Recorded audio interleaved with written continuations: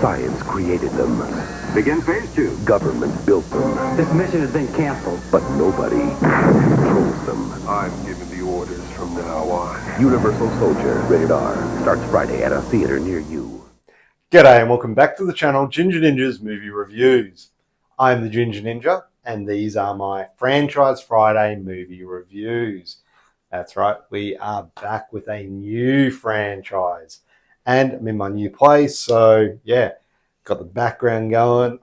I'm liking the feel of it, but you know, the lighting will take a little bit to adjust. So hey, if you've got any suggestions, let me know down in the comments below. But let's get into this, right?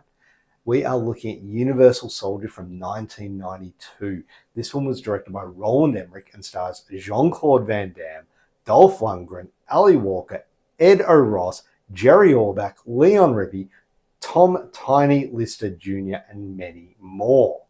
Now, before we get into the nitty-gritty of the movie, I do want to say a big thank you to all my new and existing subscribers. Obviously, I did take some time off. I was moving house and whatnot, so I want to thank you for your patience while I got all that organized. So yeah, let's get into this. So, the plot. Soldiers who are killed in action are brought back to life in a top-secret military experiment that creates superhuman warriors. Look, the 90s. This is an era of high kicks, one-liners, and action stars who look like they were carved out of granite. And today we are going to dive into the ultimate 90s action flick, Universal Soldier. If you can't already tell, I'm a huge fan of this one.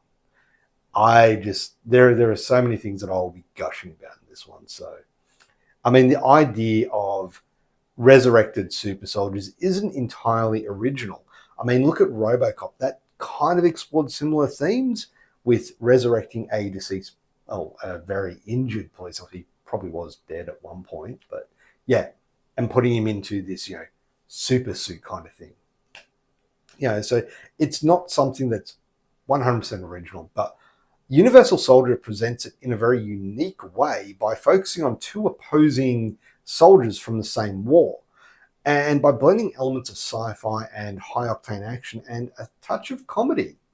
This allowed it to stand apart from contemporaries and other films of its time. But does it hold up?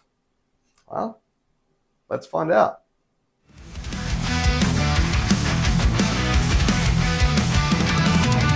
Franchise Fridays on the screen, horror shows, zombies scream, vampires biting, shadows gleam, slasher delights in my dream.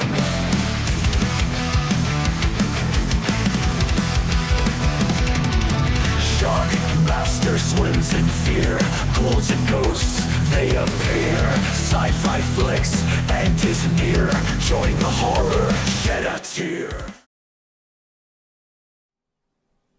So diving into the cast, and I've got to start with Dolphlundgren as Sergeant Andrew Scott, who is easily the most entertaining part of the movie. His performance as a psychotic soldier is delightfully over the top, and it makes him a very memorable villain.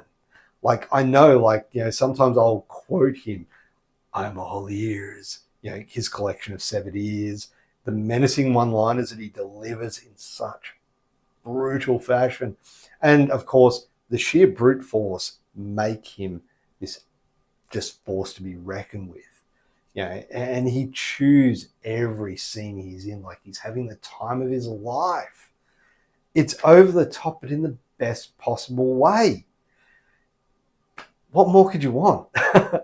And then of course you've got his counterpoint, the yin to his yang, and unlike his usual martial arts heavy roles, Jean-Claude Van Damme plays Luke Devereaux with the more subdued, wide-eyed, slightly confused charm, which fits the role perfectly. A reanimated soldier who just wants to go home. You know, and while he doesn't get as many memorable lines as Dolphlundgren, he serves as a very solid action lead. He has a very emotional role in this one. Yeah, and I definitely appreciate the work that he did in this one. It makes him stand out from just another gung-ho action movie star. We've also got Allywalker, who plays the journalist Veronica Roberts. Now, she was fine in this role. I'm a huge fan of Allywalker. I love her work in Sons of Anarchy. Profile was a huge one. And it's actually one of the reasons why she didn't come back in the sequel, was due to that. And while she does a really good job in this one, she is mainly there as a plot vehicle in getting Luke Devereaux from point A to point B. You know, there's nothing wrong with that, and there's nothing wrong with her performance. Just felt like it was somewhat underdeveloped as a character. There could have been more done with it. Yeah, the rest of the cast are fine. You know, no issues with any of the performances. I think they all do a really good job. The doctors in the unit that the unisols travel in are great. Jerry Orbach is fine. Edo Ross, fine. They all do really good work. But they are underdeveloped because our focus is Sergeant Andrew Scott and Luke Devereaux. They are our focus. And, you know, there's nothing wrong with that.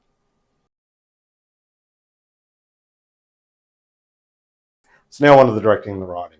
But, I mean, look, let's be real. You don't watch Universal Soldier for the writing or the plot. The whole resurrected soldiers concept is cool, but the movie doesn't really explore it beyond they used to be dead and now they're not. So we're not watching it for that. Universal Soldier knows exactly what it is. It's not trying to be high art. It is here to entertain. From ridiculous one-liners to exaggerated action, this is pure 90s gold. You know, plus we get the, you know, classic fish out of water scenarios with Van Damme. You know, he's this one scene, and everyone knows it. It's where he's in the diner and he's ordering like an entire menu of food, and then he's got to pay for it, and he gets into a fight, and then someone gets thrown out a window, and Allywalker's character Veronica Roberts looks in through the window and makes a comment, and he's just like sitting there eating popcorn, like grinning. Yeah, he's just kicked the crap out of a bunch of people, hasn't paid for any food, and he's eaten like an entire menu of food, and it's just goofy and it's fun and it works really well. Yeah, and one of the great things about this movie is that it embraces its B-movie sensibilities, delivering, you know, thrills without taking itself too seriously. Yeah, and speaking of thrills, the film never slows down too much, keeping the momentum with, you know, a constant stream of action that just delivers the goods. You know, one of the highlight fight scenes for me was the final showdown between Jean-Claude Van Damme and dolphlundgren, between Luke Devereaux and Andrew Scott. They finally battle it out, and it's as brutal as you'd hope, and it's as good as you'd hope, and it's a very just well delivered fight scene. Like, you feel those hits. They look good, and it's, yeah, chef's kiss. The direction. Roland Emmerich. We know what he does. He is mostly well known for, you know, big explosions, blowing up famous landmarks, destroying the world type stuff. He does a good job here, and it is somewhat more subdued compared to his other efforts, let's be honest. This was one of his earlier films, which led him to do those bigger ones. Now, he does blow things up in this one. It's just at a smaller scale. He keeps the pacing tight and fast, and there's very little time wasted on unnecessary exposition, and it really does jump from one action set piece to another. So, yeah, he does that really well. So if you're looking for a well-directed action film, you can't go wrong with this. So now on to the effects. And look, from bullet wounds to blood splatters, this film uses practical effects effectively. The regenerating soldiers have some impressive, for the time, makeup effects, showing their injuries and the superhuman abilities of regeneration that they do. But some are definitely not aged that well. The high-tech military lab scenes, the heads-up displays used by the unisols, kind of looks like something out of a low-budget sci-fi show. But to be honest, it kind of does add to the charm that this film has. So now on to rewatchability, and I'm pretty sure you can guess where this one is going. I have this one on Blu-ray, and I could not tell you how many times I have watched this, and I couldn't tell you how many times more I will watch this again. For all its cheesiness, Universal Soldier has legitimately an interesting sci-fi hook. The idea of resurrected soldiers as government-controlled killing machines is the kind of thing that could easily be turned into a full-fledged Black Mirror episode. It's a bit like Frankenstein meets Terminator. So will I rewatch this? Yeah, I will. I've watched this so many times I can't count, and I'll definitely watch it many more times.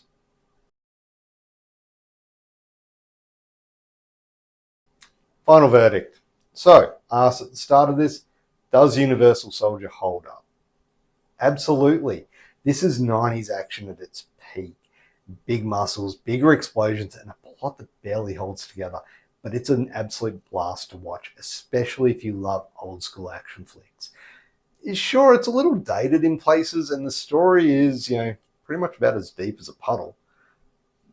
But with Van Damme and Lundgren delivering peak performances, it's a must-watch for action fans. If you have not seen this one, I highly recommend you do check it out. Overall, for a score, Universal Soldier gets a 9 out of 10.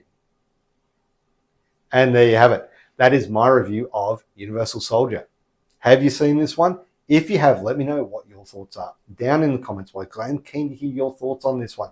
As I said, and as you can tell, I absolutely adore this film. I think it's fantastic. It is peak action. Van Damme, Lundgren, you can't go wrong with these two. They are amazing action, amazing athletes, amazing actors as well. Like, they do really good in this. They do really good in most of their roles anyway. So, yeah.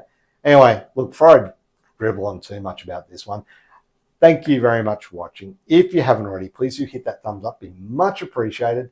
And, of course, subscribe to the channel. If you've made it through this far and you haven't, you might as well. Hit that notification bell so you're notified every time I do release a new review. Now, we're back doing Franchise Fridays. We've got Universal Soldier. We'll have a new one coming up because there are only 4 movies in the Universal Soldier franchise. So, yeah, just sneaks in as a franchise and not a trilogy. We've also got Trashy Tuesdays. A lot of fun ones coming up in that. So make sure you check them out. And most importantly, thanks for watching and have a great day. Bye.